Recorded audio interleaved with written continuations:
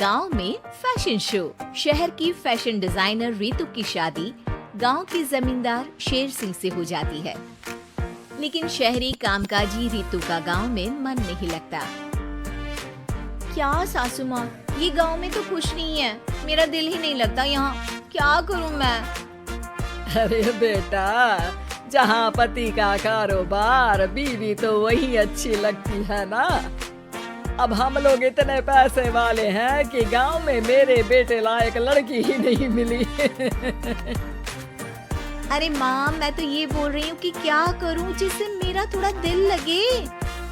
अरे बेटा, मैं भी शहर की थी, यहाँ आकर मैंने गांव में स्कूल खोल लिया।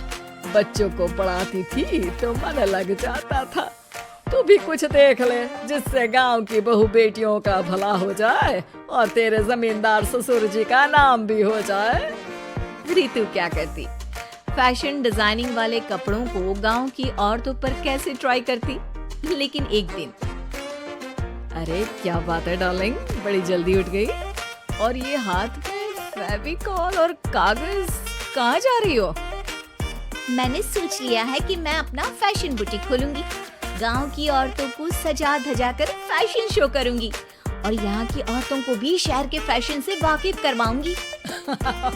फैशन और यहाँ की औरतें, अरे इन लोगों को तो बस चूल्हा चौका आता है।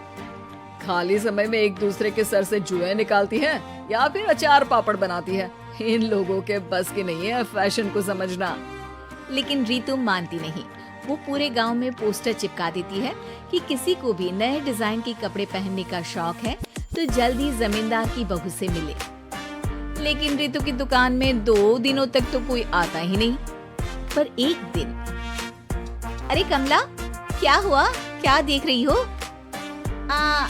ये पुतला देख रहा है दीदी। क्या दिख रहा है इसमें ऐसा? अब देखो तो दीदी, ये पुतला मेरे जैसा ही है ना, पतला दुबला लंबा, बस मैं काली और ये गोरा।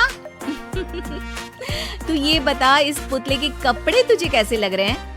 अरे कपड़े तो बहुत ही सुंदर है दीदी, लेकिन तू ना बस कल इसी समय आ जाना और अपने जैसी 2-3 और को भी ले आना।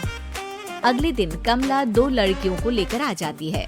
रितु उन लोगों को अपने हाथ के सिले कपड़े पहनाती है और घर भेज देती है। उन लोगों को गांव की दूसरी औरतें भी देखती हैं।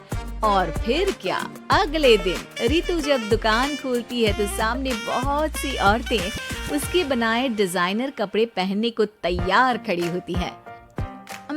तुम लोगों को कपड़े के साथ ही हल्के मेकअप और स्किन केयर की भी क्लास देनी पड़ेगी। रितु गांव की औरतों को फैशन का ज्ञान देने में लग जाती है। एक दिन रितु का पति कहता है, अरे रितु, तुम्हारी फोटो पेपर में आई है।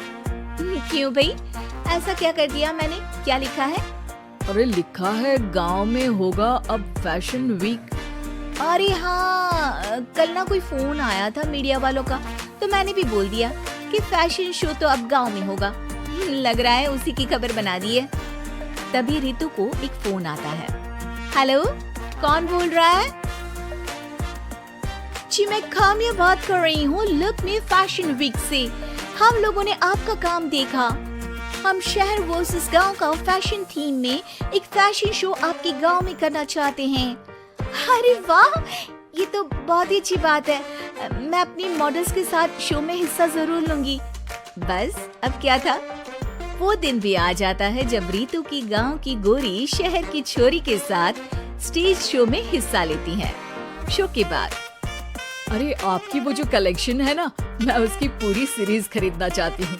सच में आपने वो कपड़े डिजाइन करे जो आज के लोग आसानी से घर और बाजार में पहन सकते हैं और बजट में भी है। हम भारतीयों के लिए तो ये डिजाइन बेस्ट है जी। वैसे आपने क्या सोच कर ये कपड़े बनाए और आप इसे कितना आगे और लेकर जाना चाहती हैं? औरतें और फैशन एक दूसरे के पर्यायवाची है।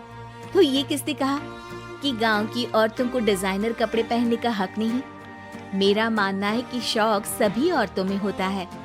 जरूरत है तो बस उसे जगाने की, उनके हिसाब और बजट के कपड़ों की जो मैंने बनाए और सबको पसंद भी आए। अब रितु का गांव हर जगह प्रसिद्ध है। ना सिर्फ रितु के लिए बल्कि वहाँ की औरतों